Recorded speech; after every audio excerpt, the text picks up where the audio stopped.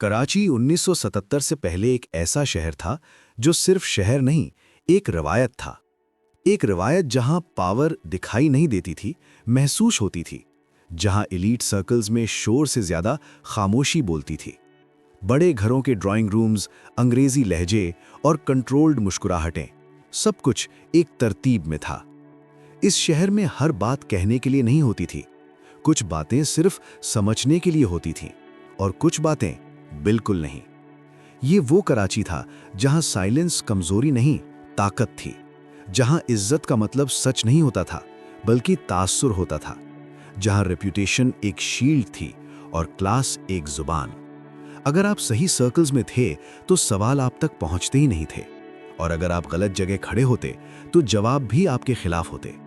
Society girl, जो सबा इम्तियाज और तूबा मसूद खान ने लिखी, इस कहानी को सेंसेशनल बनाकर पेश नहीं करती। ये कोई गॉसिप बुक नहीं है, ये एक शहर का मिरर है।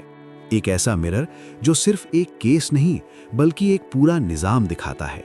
एक ऐसा निजाम जो सच को छुपाता नहीं, बल्कि धीरे धीरे धुंधला कर देता है। इस कहानी के मरकज में मुस्तफा जैदी का नाम आता है, लेकिन ये सिर्फ एक फर्द की कहानी नहीं, ये उस मुआशरे की कहानी है जहां कुछ लोगों की जिंदगी प्राइवेट होती है और कुछ लोगों की सिर्फ पब्लिक। मुस्तफा जैदी कोई आम शख्स नहीं थे, वो स्टेट के अंदर स्टेट थे। सिविल सर्वेंट, शायर, इंटेलेक्चुअल। उनका नाम सिर्फ दफ्तर तक महदूद नहीं था।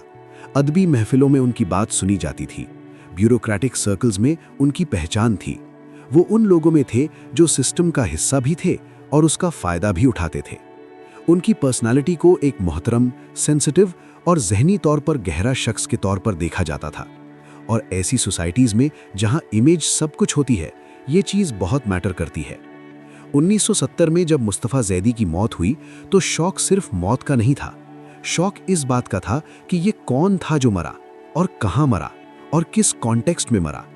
इस शहर ने बहुत लाशें देखी थीं, लेकिन ये लाश गलत जगह पर थी। ये केस न्यूज बना, लेकिन हद में। हेडलाइंस बनी, लेकिन सोच समझकर। जबान बहुत एहतियात से इस्तेमाल हुई। फैक्ट्स दिए गए, लेकिन पूरे नहीं। और जो सवालात नेचुरली उठते थे, उन्हें या तो इग्नोर किया गया या फिर हल्की सी एम्बिग्यूइटी में छोड़ दिया गया। इस कहानी में एक और नाम सामने आता है, शहनाज जाफरी, बाद में जिसे सोसाइटी गर्ल के लेबल से याद रखा गया। लेकिन ये लेबल न्यूट्रल नहीं था, ये एक जजमेंट था, एक शॉर्टकट, एक तरीका जिससे एक औरत को समझे बगैर डिफाइन कर दिया जाता है।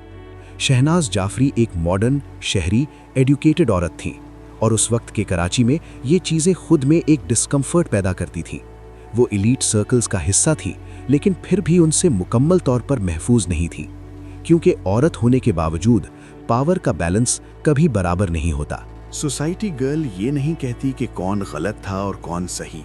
किताब ये भी नहीं कहती कि सच क्या था। वो सिर्फ ये दिखाती है कि सच कैसे मैनेज किया गया, कैसे कुछ लोगों को कम्प्लेक्सिटी दी गई और कुछ को सिर्फ एक किरदार बना दिया गया। मुस्तफा जैदी को मौत के बाद भी इज्जत मिली। उन्हें ट्रेजेडी के लेंस से देखा गया। उनकी पोएट्री, उनका दर्द, उनका जहनी बोझ, सब कुछ हाईलाइट हुआ।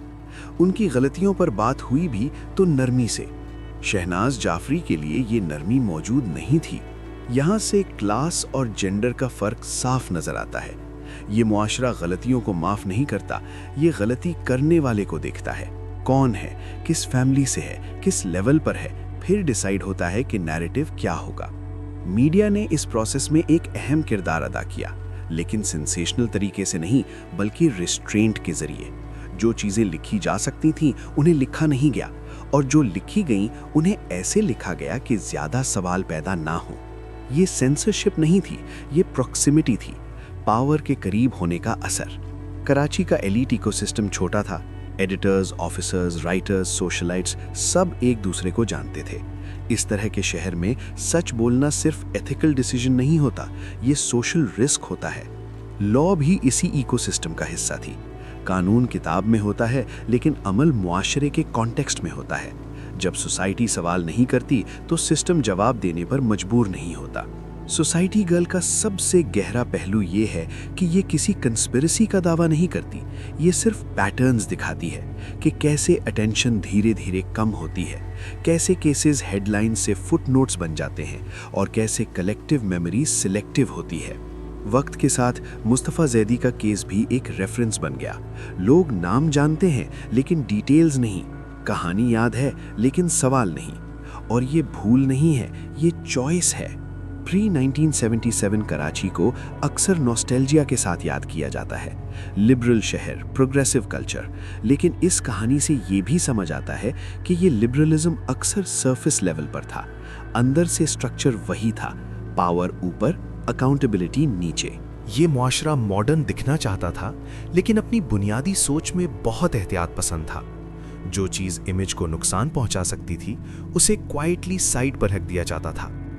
सोसाइटी गर्ल हमें यह भी दिखाती है कि औरतों के लिए रूल्स हमेशा ज्यादा सख्त होते हैं। उनकी आज़ादी कंडीशनल होती है, उनकी चॉइसेस को पर्सनल नहीं सिंबॉलिक बना दिया जाता है। और फिर ये कहानी सिर्फ एक केस पर ख़त्म नहीं होती, ये सवाल छोड़ जाती है कि कौन सी कहानियां आज भी दफन हैं, कौन से सच इसलिए नहीं बताए जाते क्योंकि वो सिस्टम को अनकंफर्टेबल कर देते हैं, और हम किस हद तक साइलेंस को नॉर्मल मान चुके हैं।